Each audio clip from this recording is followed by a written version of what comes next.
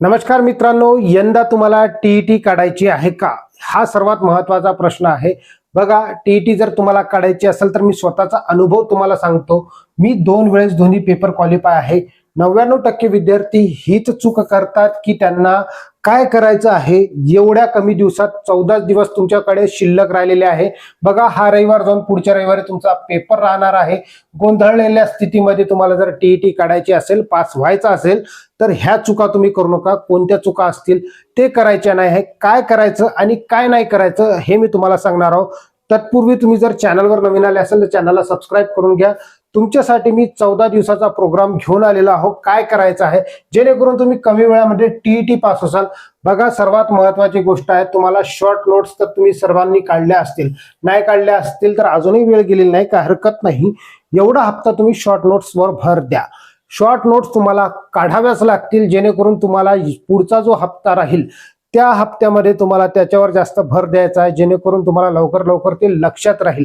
Short notes काढत असताना जर समजा मला एखादा टॉपिक समजून घ्यायचा असेल, जसं की मी म्हटलं उपपत्ती मला समजून घ्यायची आहे, मानसशास्त्राची उपपत्ती समजायची आहे, तर थॉर्नडाईकने कशावर प्रयोग केलेला आहे हे तुम्हाला कळालं पाहिजे. ओके, त्याच्यानंतर पॅवलॉवनं कोणावर प्रयोग केलेला आहे हे तुम्हाला लिहून घ्यायचं. आणि प्रयोग कशा पद्धतीने केलेला आहे हे विचारत नाही, कोणावर प्रयोग केलेला आहे हे विचारते आणि त्यातून काय साध्य होणार आहे हे तुम्हाला विचारते. आता याच्यावर उपयोजनात्मक प्रश्न तुम्हाला विचारतात आहे की नाही.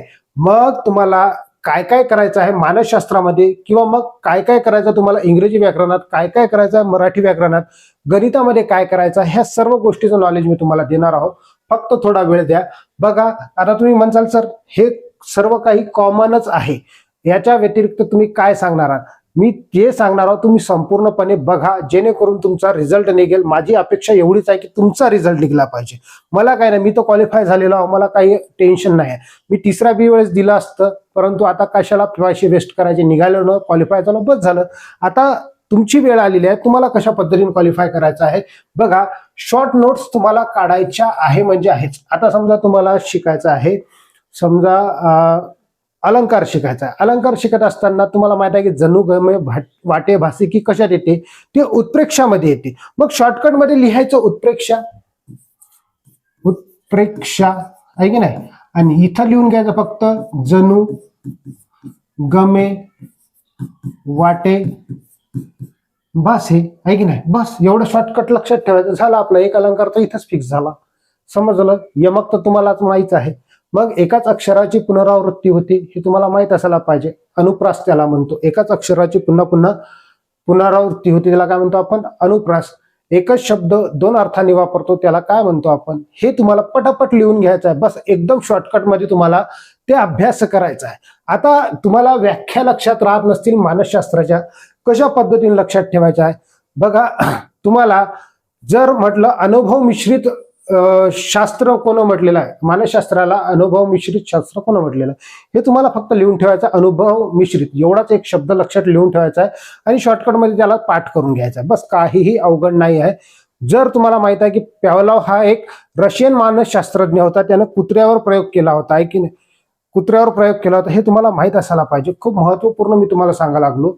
पॅवलॉवनं कुत्र्यावर प्रयोग केला, मग घंटा वाजवली की लाळ गळायची, नैसर्गिक चेतक, नैसर्गिक प्रतिसाद आहे की नाही. काहीही अवघड नाही. काय भेटते, काय प्रतिसाद भेटते आपल्याला, हे तिथं फक्त शॉर्टकटमध्ये लिहून ठेवायचं आहे. अशा शॉर्ट नोट्स काढायच्या जेणेकरून तुम्हाला पुढच्या हप्त्यामध्ये खूप काही कामी येणार आहे. ओके, एवढं तुम्हाला कळालं असेल.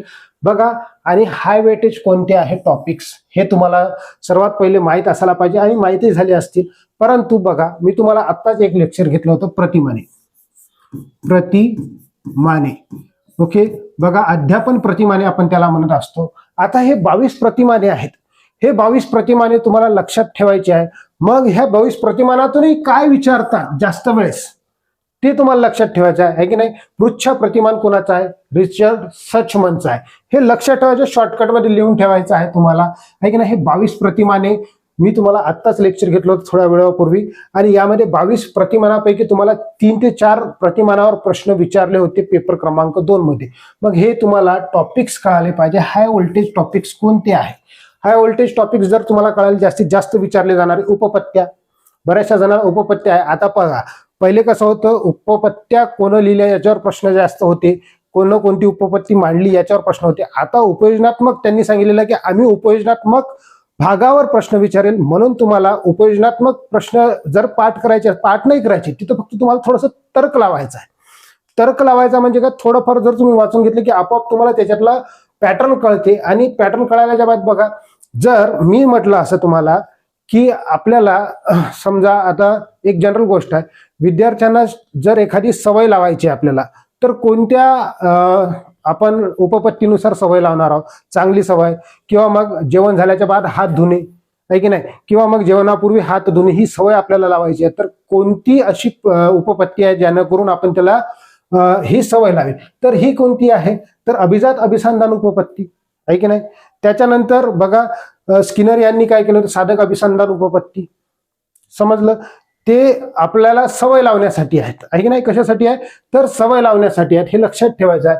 हे तुम्हाला शॉर्ट नोट्स आणि हे पुढच्या हप्त्यात तुम्हाला 100% कामी येतील. आता जरी नाही काढल्या तर लवकर लवकर काढण्याचा प्रयत्न करा. काही कमेंट असेल तुमचे काही प्रश्न असतील तर कमेंट बॉक्समध्ये टाकण्याचा प्रयत्न करा. ओके, बघा काय करायचं आहे, रिव्हर्स लर्निंग मेथड वापरायची. आता तुम्ही जर म्हणसाल की मी नवीन नवीन टॉपिक वाचतो, तर तुमचा अभ्यास होणार नाही, तुम्ही गोंधळलेले असाल.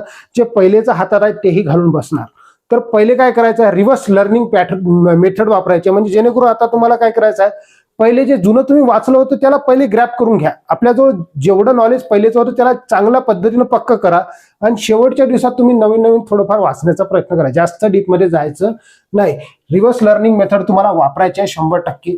बघा, सर्वजण सांगतात, जेवढे IAS असेल, IPS असेल, कोणीही असेल, पोलीस भरतीवाले इव्हन असेल, जर त्यांना जास्तीत जास्त मार्क मिळवायचे असेल तर ते काय करतात, PYQ क्वेश्चन सोडवतात. आता PYQ क्वेश्चन TETचे तेवढे काही अवेलेबल नसले तरी विविध चॅनल्सवर तुम्हाला PYQ सोडून घेतात. हे प्रश्न जर तुमच्याकडून कोणी सोडून घेत असेल, जसं की कोणाचंही चॅनल असेल, तुम्ही तिथं जाऊन जर अभ्यास करत असाल तर ते सोडवण्याचा प्रयत्न करा. वही पेन घेऊन बसायचे आहे. एलिमिनेशन मेथड तुम्हाला वापरायची आहे. बघा, एलिमिनेशन मेथड काय राहते, तर 2 ऑप्शन तर जवळपास त्याचा संपर्कच नसते. निवडायचं असते 2 ऑप्शन मधून. हे 2 ऑप्शन मधून आपल्याला निवडायचं असते, तर मग व्यवस्थित आपल्याला दिमाग लावून, तर्क लावून तिथं निवडावं लागते. म्हणजेच बघा, काहीही अवघड नाही. PYQ सोडत असताना एलिमिनेशन पद्धत तुम्हाला वापरायची आहे. आता तुम्ही म्हणसाल काय नवीन आहे याच्यात एलिमिनेशन. चांगले चांगले विद्यार्थी ते एलिमिनेशन पद्धत वापरत नाहीत. खूप काही विद्यार्थ्यांना पाहिलेलं आहे की ते टोला मारून देतात. समजलं, तर एलिमिनेशन पद्धत ज्या विद्यार्थ्यांना वापरलेली आहे त्याला समजते की आपला कॉन्फिडन्स लेवल वाढलेला राहते. ओके, आता बघा, PYQ तर सोडवायचेच आहे. लेक्चर पाहत असताना, समजा कोणाचं लाईव्ह लेक्चर असेल, लाईव्ह लेक्चर पाहत असताना वही पेन घेऊन बसा, गणिताची तयारी करत असाल. दुसरं असेल तर बघा, तुम्ही काय करायचं आहे, थोडंसं OMR सीट वगैरेचे झेरॉक्स काढून घ्यायचे आहे, आणि जे प्रश्न तुम्हाला समोर स्क्रीनवर दिसत असतील त्याला गोल करण्याचा प्रयत्न करायचा आहे. प्रश्न नाही लिहिले तरी चालते, फक्त गोल करण्याची प्रॅक्टिस ठेवा. सोपी गोष्ट नाही. तुम्हाला वाटत असेल गोल होतील लवकर, तर ते गोलही होत नाही टाइमवर. आपले राहतात, बरेचशा जणांचे राहतात, प्रश्नाला वेळ पुरत नाही, कारण आपल्याला विचार करणारे बरेचसे प्रश्न राहतात. गणित जर विचार करतो म्हटलं, बुद्धिमत्तेचा जर विचार करतो म्हटलं, भूमितीचा विचार करतो म्हटलं, एवढे खतरनाक प्रश्न देतात तुम्हाला ते TET मध्ये की तुमचा वेळ तिथंच खाल्ल्या जातो. ओके, मग हे तुम्हाला एलिमिनेशन पद्धत सुद्धा वापरायची आहे. ओके, आणि सगळ्यात महत्वाची गोष्ट आहे, तुम्हाला बी कॉन्फिडंट राहायचं आहे. कॉन्फिडंट जोपर्यंत तुम्ही होणार नाही तोपर्यंत तुमचा रिझल्ट व्यवस्थित येणार नाही. बी कॉन्फिडंट राहायचा आहे, काम राहायचा, शांत राहायचा आहे, जेणेकरून तुम्हाला समोरची दिशा मिळेल. तुम्हाला माहित आहे की मानसशास्त्रानुसार जर आपण शांत राहिलो तर आपल्याला आपोआपच आपला मार्ग सापडतो आणि गोल जे आहे अचीव होतात. आता बघा, तुम्हाला करायचं काय नाही, तर तुम्हाला नवीन टॉपिक आता करायचं नाही. थेअरी जास्त वाचत नको बसू. थेअरी नाही वाचायची, बिलकुल बी थेअरी वाचू नका. जे विद्यार्थी नवीन नवीन थेअरी वाचाल तर जे पहिलेचं नॉलेज जे आहे ना, ते पहिलेचं नॉलेज बी तुमचं काहीच कामी येणार नाही आहे.